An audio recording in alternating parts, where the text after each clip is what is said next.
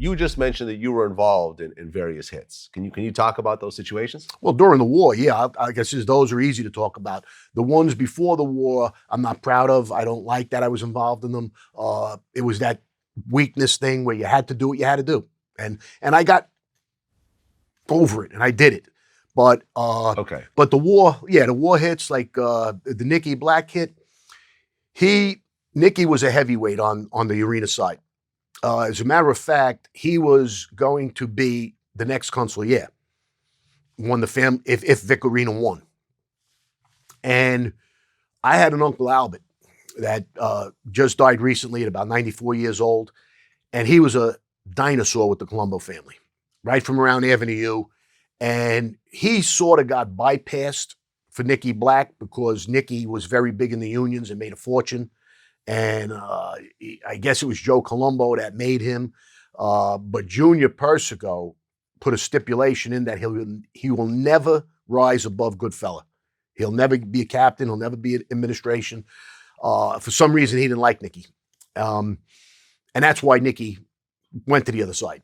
So anyway, he's going to be the consigliere. And we're winning the war at this point because this was a hit later on. We did a few hits earlier, which we could backpedal to. But Nicky was sent a message to my Uncle Albert. Well, he told him right in the club, and somebody else in the club was there that echoed it. So we knew it was accurate. That they called me Butchie at the time. If your nephew Butchie doesn't come over to our side, I'm going to kill him. So we got the message, and I went to my Uncle Albert's house that night. And I'll never forget him telling me this. He says, Butchie, don't you ever forget, blood is thicker than water. He was telling me, he says, you got nothing to worry about with me. But it was said, and he told me, be very careful. So I said, all right, I appreciate that. Thank you. We went, and Nicky became our number one target now. So we were now staying out because this is like later on in the war. It's raging. We can't stay in Brooklyn. So we were staying out in Jersey. And I was actually staying with my family. And each day we would drive into Brooklyn, meet Greg at his house, and drive around the neighborhood looking for our enemies, like hunters. I mean, we were really just hunting them down. So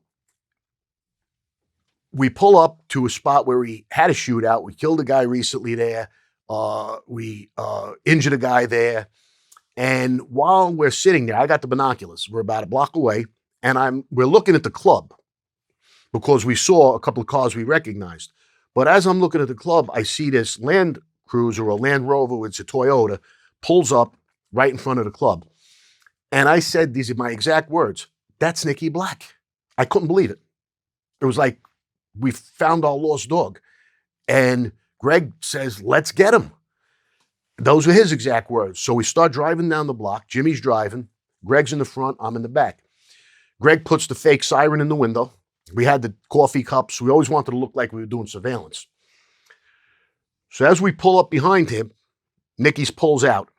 He pulls to the red light, makes a left. We're close. Jimmy's got it under control. Greg's getting a little crazy. Hurry up, pull up, pull up.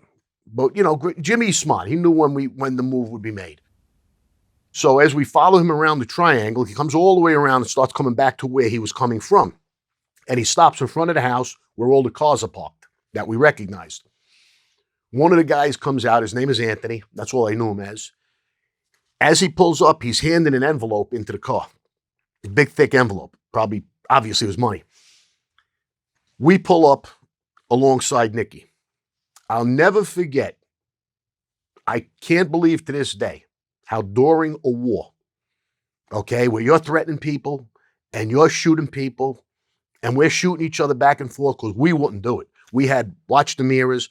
If a car pulled up on us, 2 guns were out ready. This guy was looking forward and he never turned his head.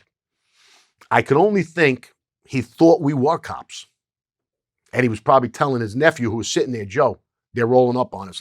They probably thought we were the law. They probably saw us following them. So anyway, we pull up. Greg has a rifle and I got a shotgun. He's got 2 buttons to push. Now this is late on him too because he's starting to lose his mind, Greg.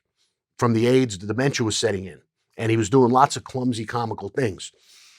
So we pull up and he points the gun out. He hits the clip. All the bullets come out. he hit the wrong button. He was supposed to hit the safety catch. He hit the clip and the bullets fell out. But I was already hanging out the window. I had a bandana on and a baseball hat and glasses, sunglasses. I lean in. I was probably less than 6 inches from the back of his head with a riot control shotgun, and he never turned, blasted him. I remember seeing his whole face hit the windshield, and the nephew started screaming. We drove down the block, and as we got down the block, we still heard Joey screaming. Joe, that was his nephew, Joe.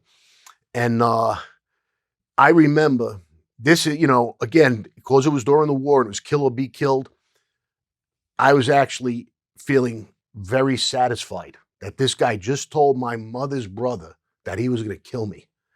I mean, and he would have done it. So he invited that. He made himself the number one target. So, we drove off. I remember dropping Greg off. And then Jimmy and I, believe it or not, had a time constraint. We had to go babysit his daughter for about an hour. So right after that, we went to his house. We poured a scotch. We sat down. We watched Seinfeld and babysat his daughter for an hour. When the wife got home, we got in another car and we drove past the scene. And I remember it was surreal. There was literally maybe 1,000 people. The neighborhood, everybody knew Nicky Black. It was like John Gotti to Queens, it was. And I pulled up and I asked these young kids, teenagers, I said, what's going on here? And I wrote about this in the book, this exact moment, because I'll never forget it. I remember opening the window and saying to them what happened. And they looked at me and they said, oh my God, they got Nicky Black. There's a big mafia war going on. I says, no kidding. Wow. I shut the window. And as I shut the window, I sort of saw myself real quick. And I looked at myself. And I remember saying, yeah, there's a war, all right. I say, and it was I was like floating away, saying to myself, and I'm like this high of a target, and I'm this much of a prominent player in this war. Never would have dreamed of it just 5, 6, 7 years ago. I'm still not even 30. 29 years Right. old, Because you just killed a major guy in the mob. It was the biggest hit in the war. It was the biggest hit in that family, probably almost, since Joe Gallo. It cracked their base.